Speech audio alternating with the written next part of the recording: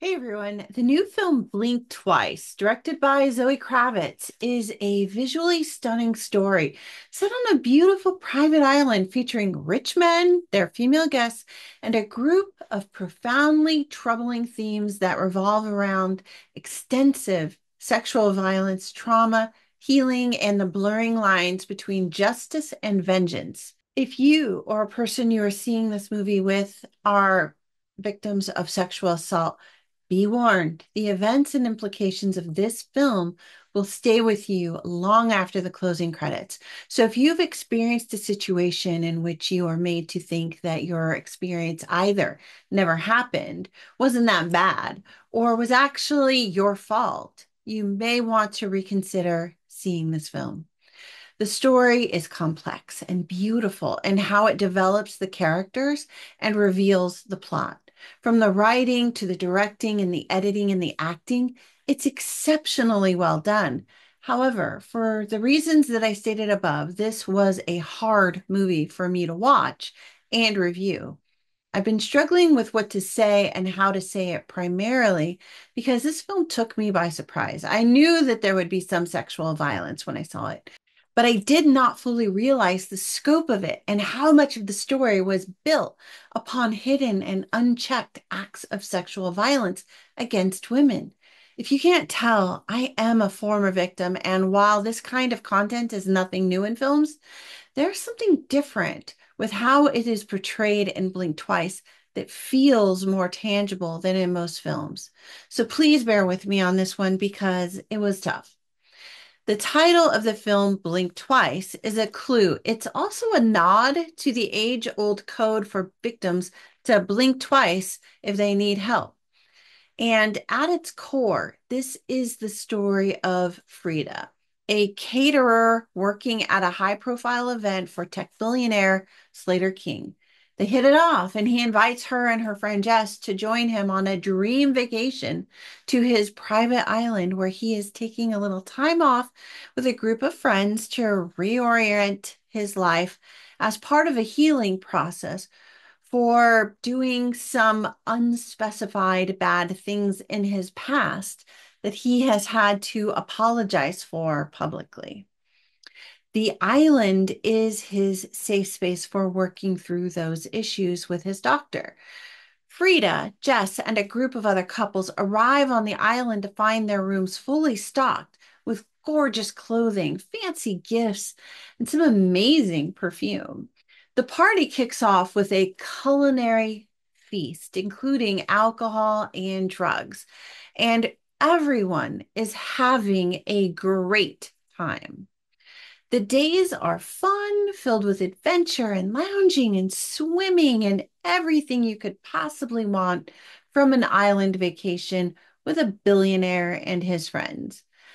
But there are these odd moments of incongruous time jumps and unexplained leaps from one moment to the next that feel disconcerting.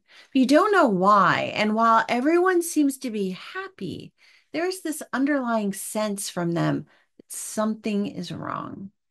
Without giving too much away, because Blink Twice is a spoiler sensitive film, Frida eventually comes to understand what is happening, and the film changes from a seemingly light-hearted romantic escape to a disturbing psychological horror escape. And this is the turning point within the film when the incongruous time jumps take on much greater meaning because we suddenly understand the temporal shifts that are happening, the strange psychological incongruities, and the telltale signs of violence dressed up as clumsy accidents during the evening parties. The realization of what is happening is devastating and terrifying, sending the film into an all new direction that is laced with on screen and off screen violence.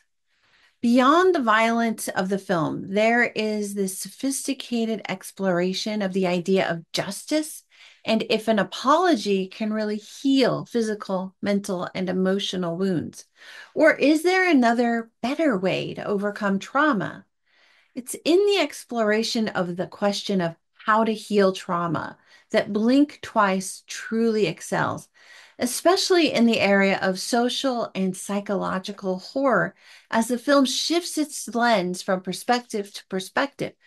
We see through the eyes of the oppressed and how they are fooled into believing everything's just fine. We see how victims of violence can be made to question their own reality and fooled into thinking that nothing actually happened. And then we see how the abuser can just easily justify their actions, explaining away their bad behavior. And the film even looks at what role the oppressor's past plays in their future choices when it's clear that they were once a victim and have now evolved into the perpetrator. Is turnaround fair play? Is it justice or is it healing, especially if the victim can't remember their pain? Or is it something darker and more insidious? Blink Twice is a think piece that excels at psychological horror that will keep your mind busy through most of the film, and you won't realize until hours later how deep and complex the story was. And whatever sense of relief you might have felt for Frida starts to erode as you understand what they all experienced on and off the island. And suddenly, the ending feels far less satisfying as you think about the cycle of violence. This was a smart and painful film. If you enjoy horror and suspense, you'll probably enjoy Blink Twice. It's one of those movies that feels like a cinematic puzzle with clever clues packed into each scene. I think there are people who will enjoy the mental gymnastics that come with this kind of psychological film, and others who appreciate the raw honesty of the story within Blink Twice. However, it's the kind of movie that lingers in your mind as your subconscious just works to solve the puzzle, quietly noodling over the clues days or even weeks later. So, Blink Twice. Have you seen it or are you thinking about seeing it? If so, what did you think of it? Please feel free to share your thoughts in the comments below because I think this is actually a really important movie to talk about. I will try to respond to as many comments as I can, but I might not actually be able to respond to them all for personal reasons. All I ask is that people are kind to each other here because there are victims who are still in their own recovery process and they are not all female. If you are a victim of sexual assault and you need or want help, please call the National Sexual Assault Hotline at 800 656 4673. There are people answering that number 24 hours a day, and they can help. Thank you so much, everybody. I really appreciate you being here, and I'll see you again soon. Bye.